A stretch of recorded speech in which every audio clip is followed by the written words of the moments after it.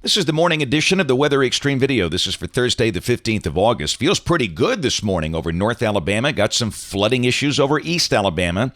It's always raining somewhere around here, it seems like. Let's go right to some of the Skycam shots around the network. These were captured early this morning at the insane hour of 5 a.m.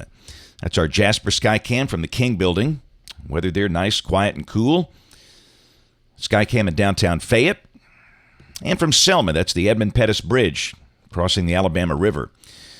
Nice trough over the east, helping to pull down cooler and drier air from much of the eastern half of the nation. Dry air a little slow in getting to I-20 yesterday, but it finally made it later in the day. And again, it's kind of hard to see on that, but there is one bubble of convection over Lee County, Auburn, Opelika, back over toward Columbus, Georgia, where they've had some flooding issues this morning. But hey, look at those upper 50s. I like that. Haleyville and Cullman, 58. Decatur, 59. Those were at 5 o'clock. Even Birmingham sitting at 64. That feels pretty good.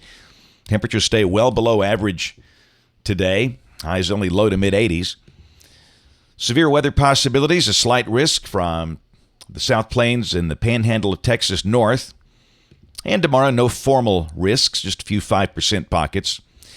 QPF chart. I don't know here. The INSEP guys might have to rethink this. They've all along kind of expected a tropical wave or maybe a depression to come through the southeastern states, producing potential for heavy rain in that zone you see there. But I don't know. Latest guidance suggesting that might not be the case, as you'll see. Let's talk weather in the tropics. There's a big picture.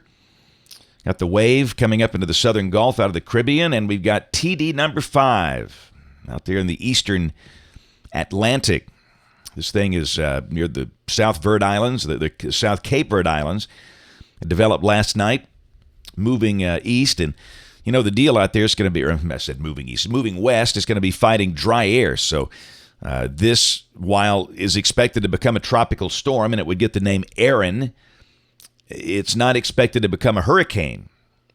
In fact, really, if you look at the numbers, the Hurricane Center kind of strengthens it a little bit and then weakens this thing a little bit. And by late Monday night of next week, it should be approaching 50 west, and remains to be seen if this can survive the dry air. But if it stays south of 20 north, it could affect the Lesser Antilles. Just something to watch, a long way out there. Of course, this is the one that interests us. This is the wave that is moving out of the Caribbean toward the Yucatan and ultimately the Gulf. And it's going to be fighting very hostile winds aloft over the Gulf. Odds are, if this develops, it stays kind of weak and disorganized. And if that's the case, this could very well be the case now. Notice how the models have all shifted toward the Mexican solution. I say all of them, not all, but most of them.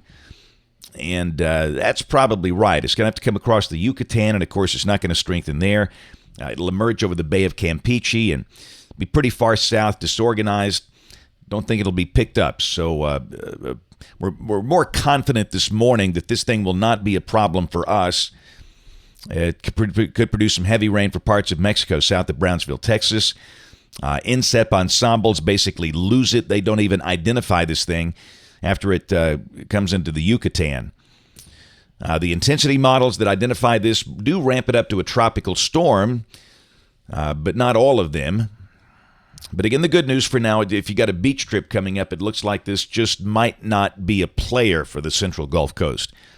And I think that works for most everybody.